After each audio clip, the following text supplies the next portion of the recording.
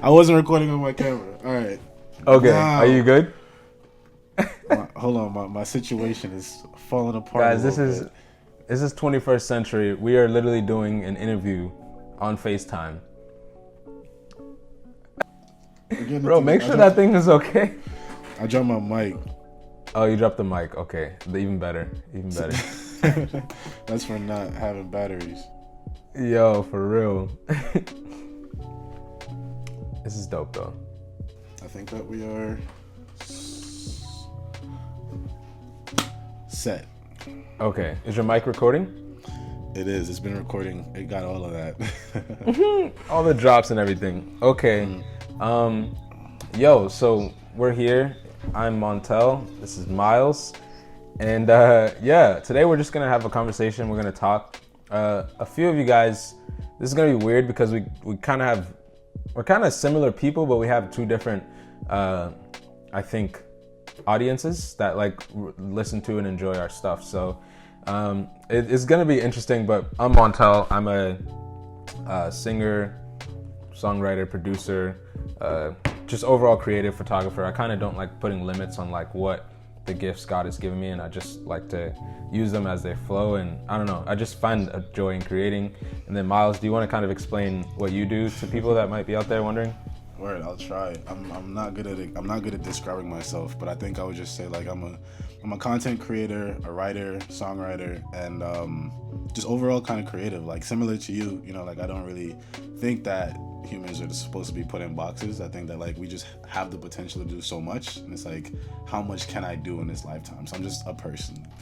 Yeah, that's legit. We were just talking about that last night, and I mentioned to him this I guess it was a statistic or something like that basically said it's impossible for a man to run a mile under 4 minutes, and then the guy that did it basically showed people that other people could do it as well, and now it's a standard for some type of competition to be able to run a mile under 4 minutes to even get in, I think. So it's humans will always say oh, you can only be one type of creative, or you can only do one type of thing because they haven't necessarily seen it yet.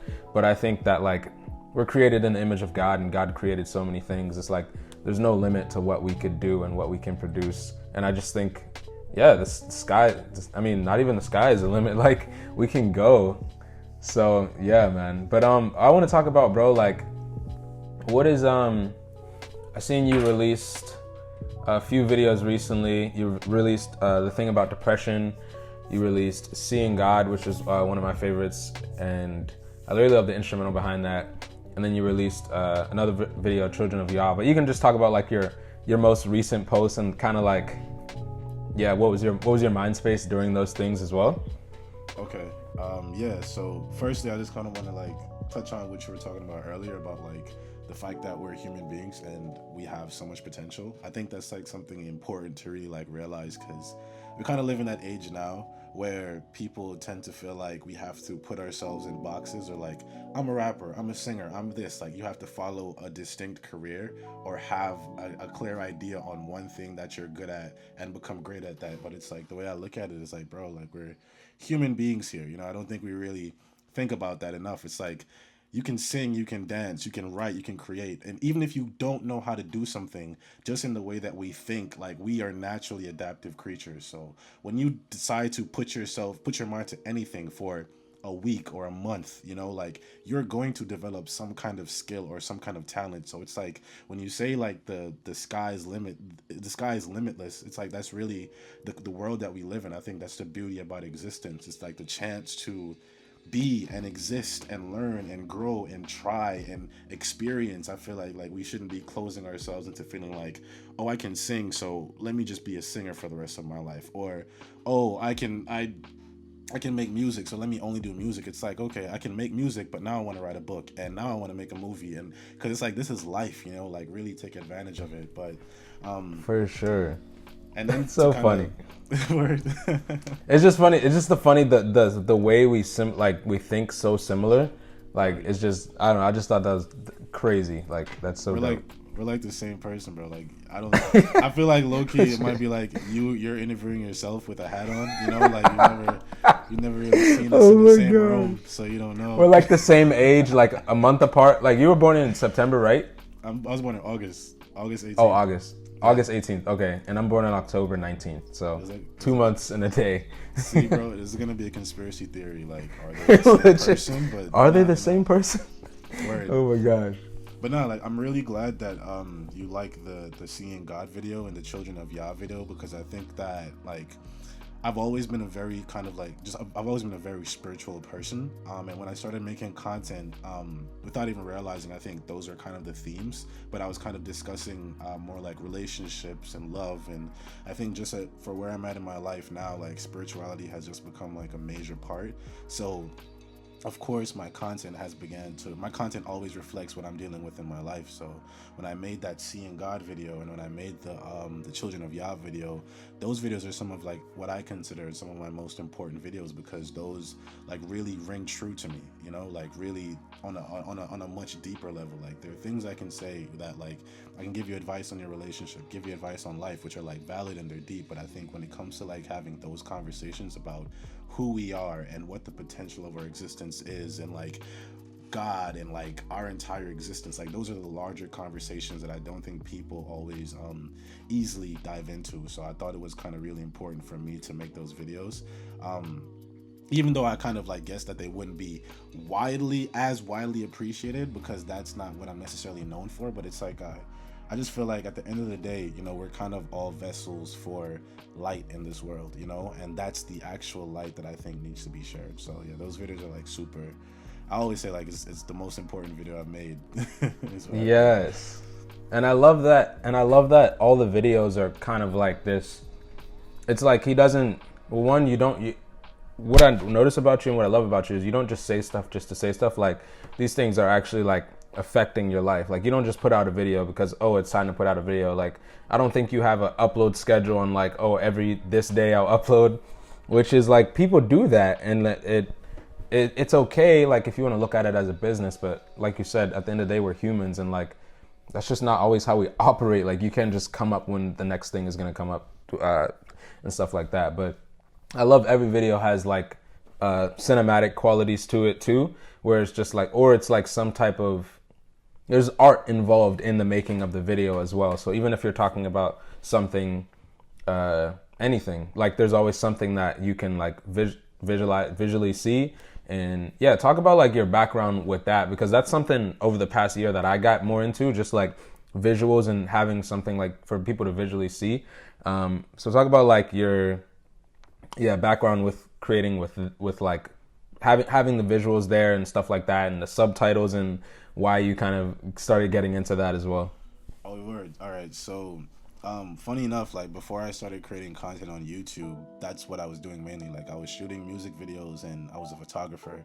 So that's kind of the realm I've always been in. Like I was telling you before we got on the phone, like my dad, he works in media. So I've always been around cameras, always been around just like audio and stuff like that. And I kind of found myself like, as I've grown up, I've always been looking for some kind of medium to express myself. So it started with me like messing around in paint when I was 12, which led to me being a graphic designer. And then it got to a point where it's like, I'm not expressing myself as well as I could through graphic design. Maybe I'll try to do it through photos. And then the same thing happened. I was taking photos for like a year, and I was like, nah, like I need to get closer to like what I'm actually feeling. I need to represent like what's going on inside of me. It's just a feeling. And then so I started making films, and that led to me kind of making it into a job where I'd be shooting music videos for people.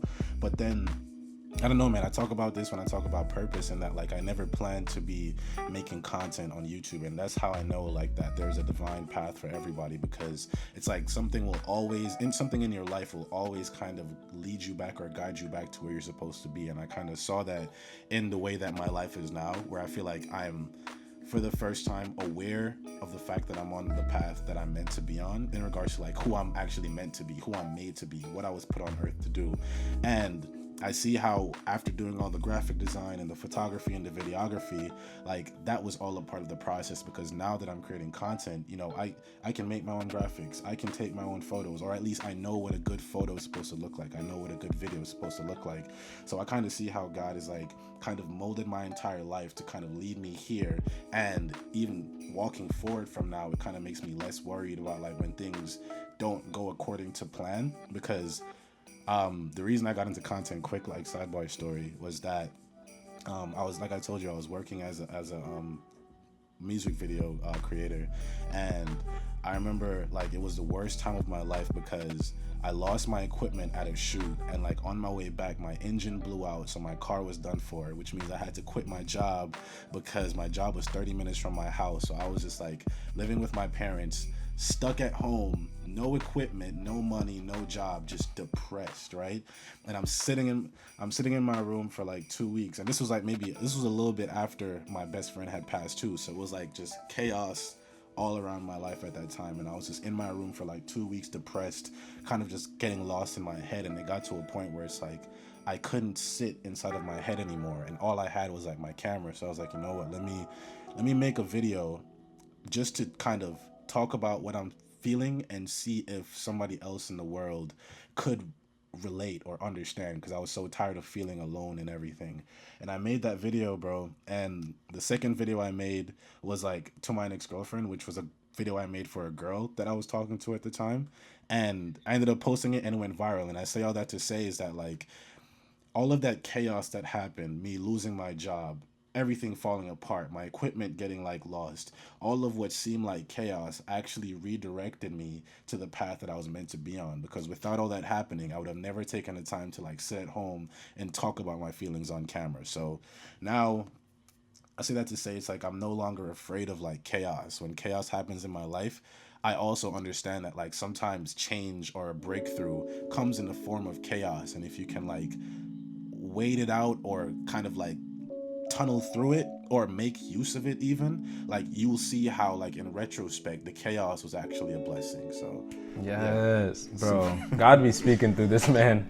Legit, bro, because it's like that's so true. Just with everything in life, it's like me specifically being, when I first started like getting into Christian music, it was hard to find like I used to not make Christian music. I used to make secular music.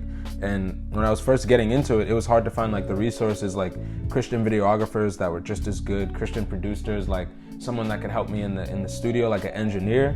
And so that's how I started doing everything myself, even photography. Like I didn't necessarily want to start doing photography or anything like that, but it was something that, because there was nothing there and I felt lonely, I felt like, why is there not like more of this that can help artists in these ways? But now like two things have come out of that. Two, I've like learned what my style is and what I like to see. And so if someone wants to help me, I can communicate that. And also I just have a joy for doing it. But also I have like that story of like knowing how that feels, so I can help other artists, which is like a lot of what I want to do, even just like with helping produce, the combination of like great Christian art, like because there's just an aspect where like there can be Christian art and it cannot always be that like exciting creatively wise. And I kind of feel like my calling, in a sense, not just that, my ultimate calling is to point people to Jesus, but also to showcase the glory and the beauty of God through art.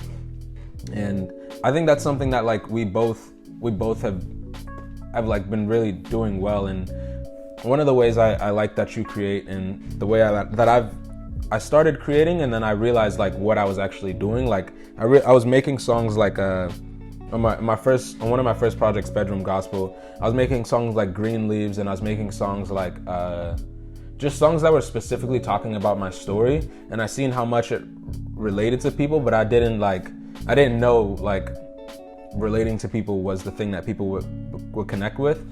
And so now I'm seeing that like being transparent and being real is something that's so needed. And I think art can be such a cool way, and just life in general. Like you don't have to be an artist to do this. You can do this doing anything. But using your story and showing how like Jesus and God has affected your life personally. Like yes, like God is good all the time God is good. Like we can say that 1,000 times, but like until it's like in like your bones and like you're knowing it, and like you said, you explain this and you can explain this again, um, how God affects your life, letting people see that first before like you're trying to preach to them. And so yeah, just because a lot of people especially nowadays can just be so against God, and so because they just have the stereotypes of like what it is, but we're actually just humans that have been encountered by God, who we believe is true, and he's good for us, and we're just trying to show like the benefits that he's given us, and like the fact that he's just let us live. So you can kind of talk about that, because you were talking about that yesterday. I'm just like showing rather than like telling. Right, for sure. And that's actually something I really like about your art, because I think like we had a conversation when we first met, when I was saying, you were asking me like what's my opinion on Christian art, you know? And I was like, I think that there's levels to it, you know? Because it's like there are people who are born and raised in the church, you know, who know God, or at least know about God, so they can relate and understand Christian music or why it's relevant. But then there are people who grow up without that, you know? And I think as human beings, we all search for the same truth at the end of the day. We're all searching for peace and genuine love, and to feel understood, and to just feel okay, to feel all right in our bodies and in life, to have a good time in this entire experience.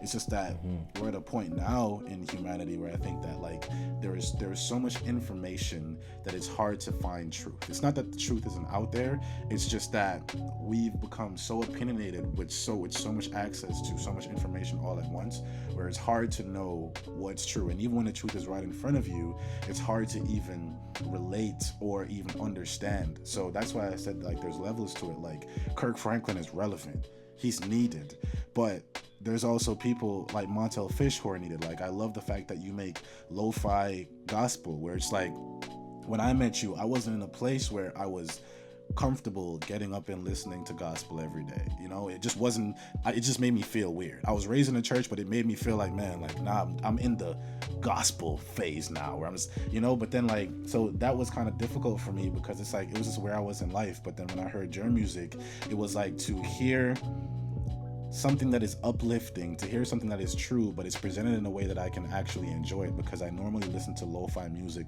to be calm anyways. I love to listen to lo-fi music because of the energy it brings around me. So to hear that, but also be able to hear truth in the midst of it, I thought was beautiful. It was like a beautiful merger. And I think that's why I think like that's where I think Christian art needs to like kind of not move towards, because there's a lot of Christian artists. It's just that it's not as accepted. You know, when people hear Christian art, it's like, praise God, God is great, awesome. But it's like, yes, that is true, but there's also real life stories of people having to like find God and explore God and lose God all over again. Like there's so many different ways that people experience God, and I feel like when it comes to Wow. music, we listen to music to feel understood. When we can't talk to anyone in the world or relate to anyone in the world, we put on an album and the guy's talking about what was in my head, but I didn't know how to put into words, you know? So it's like we need Dang. people to be documenting and creating for all these aspects of the entire journey towards light. And that's kind of like how I feel about Christian art in general. Like what I make now, I don't know if it would be considered Christian art, but in my heart I feel like it's the light that's been put within me to share. You know, it's my entire life story, and the way that I am, and the way that I operate, the way that I see music, the way that I speak, the way that I just perceive life in general. Like it's made me in a way where I feel like God has put a specific message in me to reach specific people, in the same way that he's put a specific message in somebody like Kirk Franklin to reach specific people. You know, it's just a matter of like, I think everybody should have an opportunity to be exposed to the truth. And that's why I love like your music, because it's like, I think it can reach people who may not be ready for the let's jump in church for whatever reason, all kinds of reasons. People grow up in church and have bad experiences. The world tells you all kinds of things about God that may not be true. And that's why I think people kind of shy away from even the word God. Is that what I've realized is that people don't really, it's not that people hate God or that people don't believe in God. I think what I realize more than anything when I talk to people about that is that people don't agree with the idea of God that has been put on them, you know? The idea of God that somebody told them. Yeah. So it's like I don't know, for me, and I was the same way too. I realized like my entire life I only knew about God, and that created a barrier because it was like people were telling me what God's rules were, what he was about, what was right, what was wrong, and it was like, well, I don't know this guy personally, so like, how could I even be abiding by these rules, or even like it's a difference between knowing about somebody or hearing about somebody and actually talking to somebody and understanding why they are the way they are and who you are in relation to them. So that's been just a major thing for me, is that like finding the distinction between knowing about God and actually knowing God. Because once you like, I think once you make that connection for yourself, or you open yourself to that connection for yourself, it's an entirely new world. And I think that's why people kind of like make the statement of like, when you find God, you wake up, because it's like you start to see the world in an entirely new way. Like for me, like on my better days, when I get up now, I used to, for instance, like I used to seek out love, but I used to seek out love in people, so I'd always find myself in these relationships that I didn't really need to be in, or just in the wrong spaces. Whereas now on my better days, I go outside and the sun is shining and I see the trees and they're green, and I'm like, wow, like I get to be a part of life and existence, and knowing that I was made and this entire life was a gift that was offered to me. I'm like, wow, like I feel loved. I feel like I'm just glad to be a part of this. But it's like I wouldn't even be able to look at the world in that way if I couldn't first acknowledge that I was made, and somebody did put me here, and somebody did make this tree and did make these skies and did make things vibrant today. And like it just changes your entire perspective on the world. And I think that's where the I don't know, that's where I think the life change comes in, when people say like, Yeah. I found God and my life has been changed. Like, Completely agree. And even going back to like me creating art, and a lot of the reason like why even my perspective has changed with like Christian art, because I thought there was like rules that I had to follow, like, oh, you can't make lo-fi Christian art. Like I wanted to make a lo-fi project for so long, and I was scared because I was like, how is this music going to glorify God? It's like, it doesn't have any words. Like there's like, how could this actually like bring glory to God? And God had to like really shut me up and say like, yo, there's so many scriptures that say, and whatsoever you do, like do it as unto the Lord. And like God made trees, and he didn't explain, like he didn't put Bible scripture on every tree. Like he just made trees. And the fact that like we create it can simply like testify of the glory of God. And like when people ask us and we share our stories with people, they see like the truth in the real life.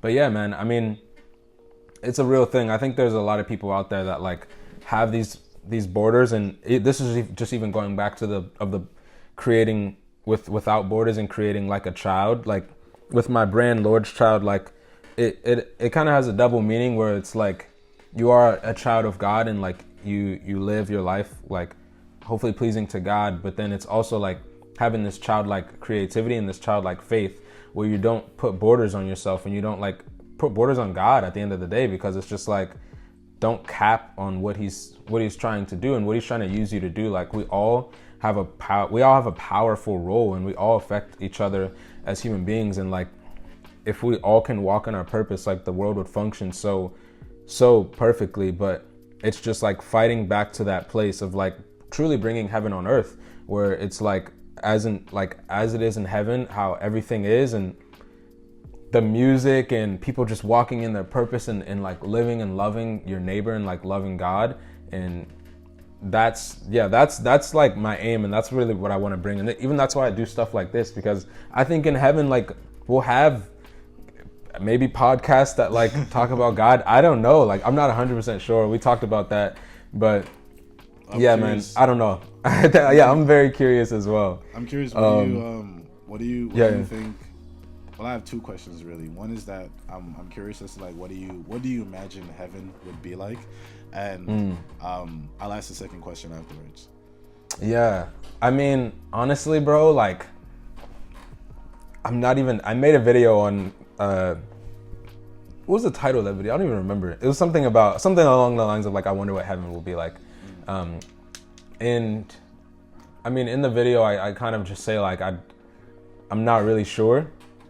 But I know that it will be so different from this. I know we won't have to deal with like the self-doubt and the shame and sin and like and wrongness and brokenness, and like we can create freely without, because a lot of the times, like subconsciously, my music thankfully has been like a safe place to create without like thinking about people caring about it.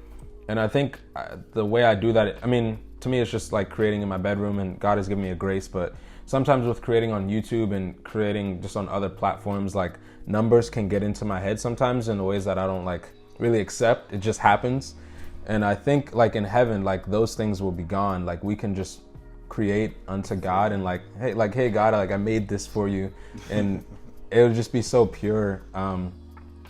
But I'm not even sure. Hopefully, like I can swim. I like the ocean and stuff, and hopefully I can swim without having to like hold my breath. Like I can just, I can just go. But yeah, I mean, I have no idea. Well, I know you had a second question. Oh well, no, I'll like kind of like add on to that a little bit. Is that like when I imagine heaven, I imagine Earth. I imagine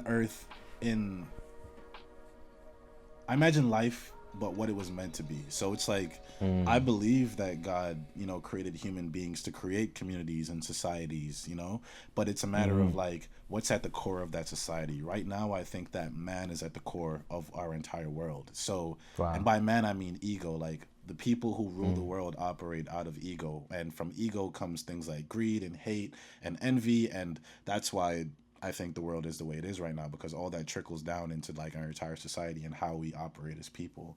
But I imagine heaven being a place where everybody is aligned with their purpose and their spirit.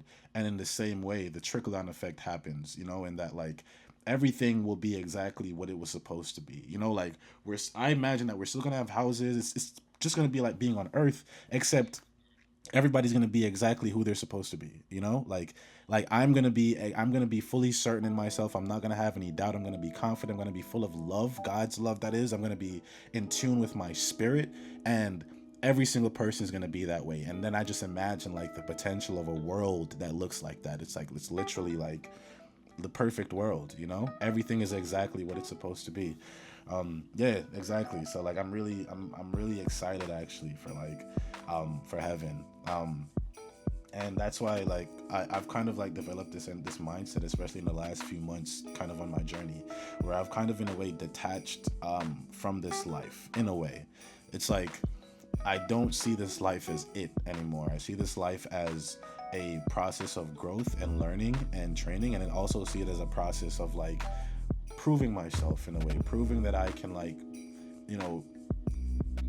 preparation to like get myself as in tune as I can be with God, and also fulfill the purpose that I'm meant to do here, which I think is to like just share as much of that light as I find within myself, and I think heaven is gonna be like life for real. This is like life light, this is like the prequel, and then like life for real, like eternity is gonna be amazing. But yeah, I was just curious because I think my whole life, like the image that was kind of put on me for what heaven would be like was just like robes and angels singing, and which is cool, but I was just like, dang, so I'm not gonna be able to play ball with my friends, like we're just gonna be praying and worshiping all the time. And it's like, now I think I have a better understanding of like, no, I think we're just going to have all of that so deeply within us, and that like worship is just like we enjoy worship because we look around and we see how beautiful the earth is, we see how beautiful life is, and we have nothing to offer but gratitude for the fact that we get to be a part of existence, we get to be a part of this experience. And then my second question was I was curious like what your opinion was in regards to like fate and free will. Yeah, that's the whole free will thing. Yeah, because I have a view that's almost like humans, I believe we have free will. Like we can choose God or choose not God, and we like we have choices. But I also believe that like God knows everything, and I think we have like, I don't know if this is just what I think. I'm only 22 years old and I could be wrong, but I'm like, God has parameters even on our free will. I say this because you could say, I'm going to go to I don't know, because there's been times where God has stopped someone even though they had free will. Like I know I've wanted to do things and I've had the free will to do it, and God has like stopped me, and I think that's been like mercy and protection. But then there's also like, you could say, oh, we were talking about this yesterday about like waiting for your spouse and like waiting for it to come, and you can go choose someone. But then I mentioned, like, even if you think that you're choosing someone, like if you're in tune with God and you're asking him to lead your steps, even if you think that you're choosing someone, it's like God knew that you guys would be in the same city. They knew that at this time, like, you would be looking for a spouse, and at that time they would be looking for a spouse. And like God knows how to like put two people in an area. Like even our relationship, our friendship, like I wouldn't necessarily say I chose to be your friend, and I don't think you would say that either. Like I found your videos, I didn't even know you were a Christian. I literally seen your videos and I was like, man, I wish you was a Christian. Like we could like make some like dope stuff. Like, and I was gonna reach out to you, just not even like knowing that you were a man of God. Like just reach out to you on some like, yo, let's just have a conversation and just see how it goes. But like even before I reached out to him, or it might have been around the same exact time that like he was listening to one of my songs. No one contacted each other. I don't even know if people were like hitting each one of us up saying like, go check out Miles or go check out Montell. I know that started happening as I started making like more videos similar to Miles. But like this whole friendship, like I would say it's like pretty divine. Like, yes, like it took us saying like, hey, like let's be friends, but even that wasn't like hard. Like it was just like a thing where we just like, yeah, it makes sense. So like, yeah, fate and free will, I think it exists to an extent, but I think it exists inside of parameters. Okay. So that's a good answer. That's a really good answer. I don't think I've thought about like the concept of parameters within free will, and I think you're right. I think something important that you said was that when you're kind of allowing God to lead your life, although you have free will, because you're walking with God, he puts parameters around that. In that, like, sometimes what you want is not what you need for your overall betterment. So he will stop you from doing something because he knows that, you know, like, it's like if you're my boy and I'm like, bro, I want to find the one, and I'm talking to this girl, and you find out this girl is like crazy, she like tore up her ex-boyfriend's car, she's just not a good person. Of course, like I have the free will to be with her, but as my friend, like you're going to be sure to let me know, like, hey bro, I don't think that this is the best idea. I think it kind of works that way. But the way I kind of see it as well is that, like, I think free will also exists without parameters, in that if you're not choosing to walk with God, you know, like there isn't really that direct protection. Now, I think God protects everybody regardless, but it's like, I think sometimes it's like it gets to a point where if you continuously choose the way that isn't God, then he's just going to be like, all right, I'm just going to let you go and see for yourself. And once you realize that, like, this is not where you want to be, and you call me, I'll be right there for you.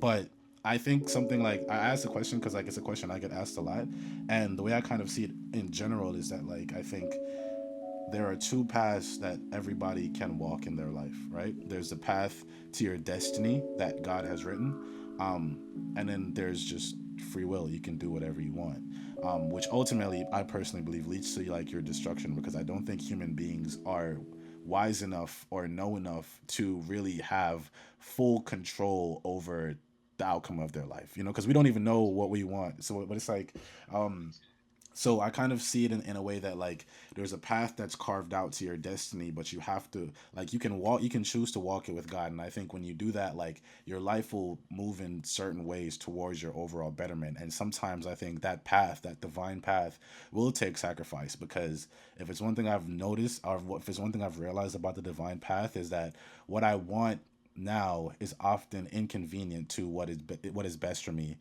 in the long run. And that's where the spirit comes in, you know, like the spirit is what tells me, like, I know you want this right now, but don't do it. You know, I know you want to go here right now, but don't go there, because it's like, and I have to learn to trust that voice, because it's like, despite what I want right now, I'm going to listen to the spirit, because I personally believe the spirit can already see all the potential for where my life could go. So it's going to inform me on decisions I could make to lead me to my best good. Whereas if I'm just kind of on my own, I'm just kind of like in the dark swinging, just kind of guessing, you know, and that's where I think like the free will comes in. Like you can be in the dark just guessing and trying to figure it out on your own, but or you could be walking with the spirit where the spirit will inform you on like where to go and how to do it, and like, you know, the more you learn, the more you get in tune with that, I think is the more you kind of like find your place in life, because your spirit will always lead you to your purpose. And when you understand your purpose, life starts to make more sense because you get it. Like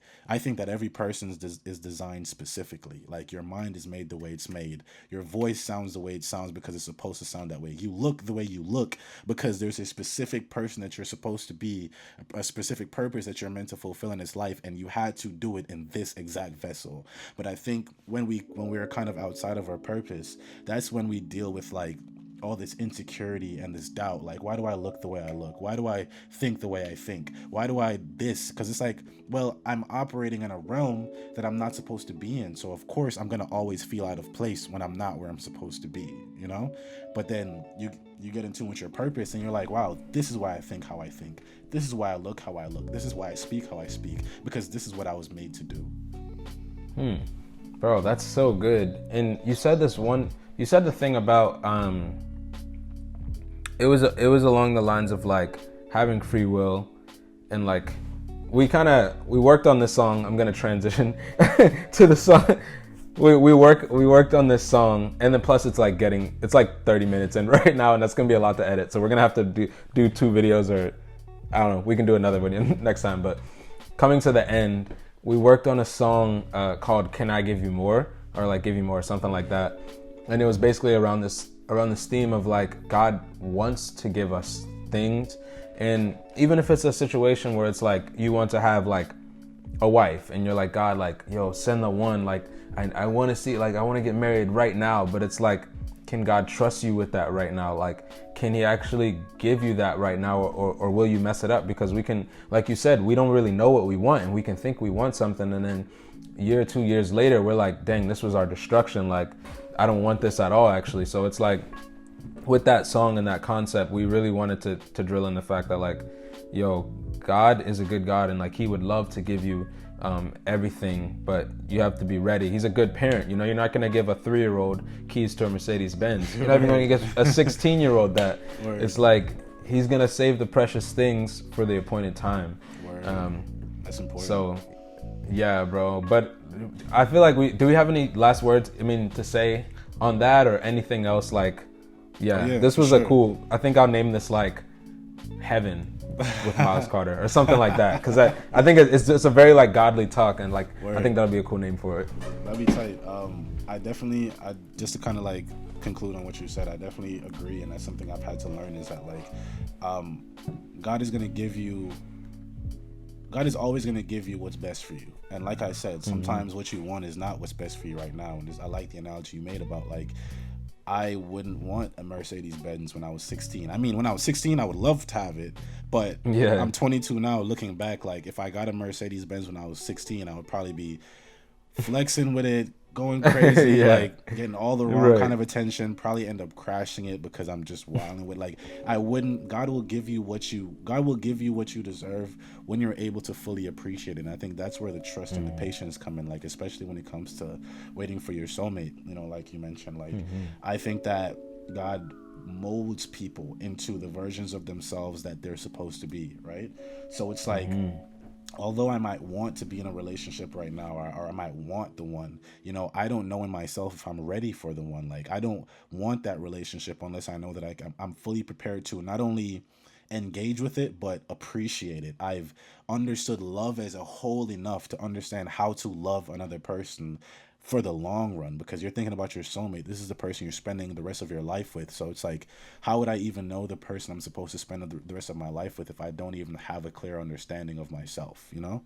Yes. So like that kind of thing, where I think God will mold you and shape you and build you so that when he gives you all these gifts, when he gives you a partner, when he gives you money, when he gives you success, you can handle it. And I think that's the biggest difference between like God and the devil is that like you go and ask the devil for $1 million, he'll give it to you right now, knowing that like you're ultimately gonna destroy yourself with it because you don't even know how to manage it. You can't even manage Not at all. a $500 paycheck, you know, like what you gonna do with $1 million?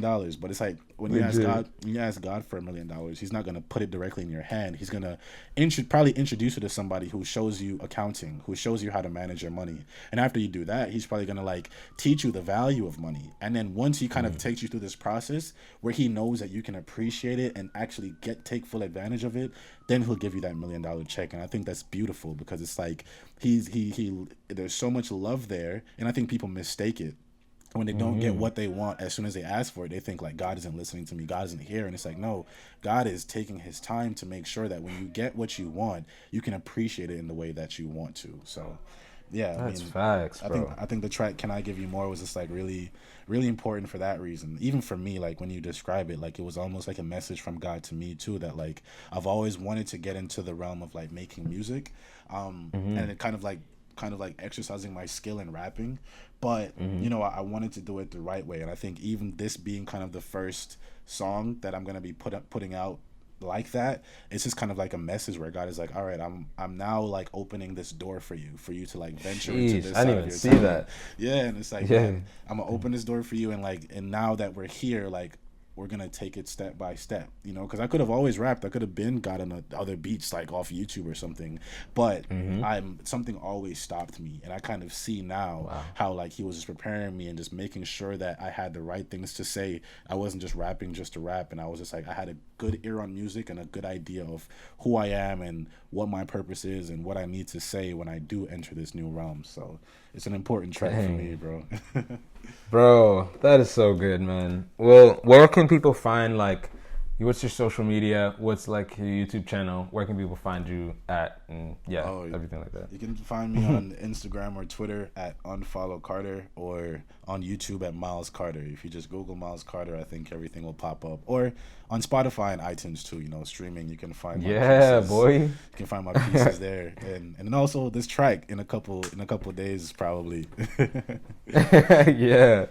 But bro, thank you so much for this. Was dope. I think we're gonna have to do another one because we might be dropping another track. Word. And maybe we should do a whole separate podcast just for that. So who knows? But bro, yeah, this is so good, man. And yeah, any last word? I mean, you said last words, but I don't know if you have anything else to say. No, man, just like really, really take the time to take advantage of this opportunity that we've been given, you know, like really, I would just say really start to look at life and understand that it is a gift and you're not here by chance, you know, like this entire experience is really beautiful despite how we might feel. Like one thing I always say is that like, you know, if you go to take a picture of a sunset with a camera and the lens is dirty, what you're looking at is a dirty sunset, right? But that doesn't take away the beauty of what that sunset is. It's only your lens, the lens through which you're looking at it, that makes it ugly. And I think it's the same thing with life. Like life is something that is beautiful. It's a gift. It's amazing. It's only your perspectives that sometimes taints the image of what it really is.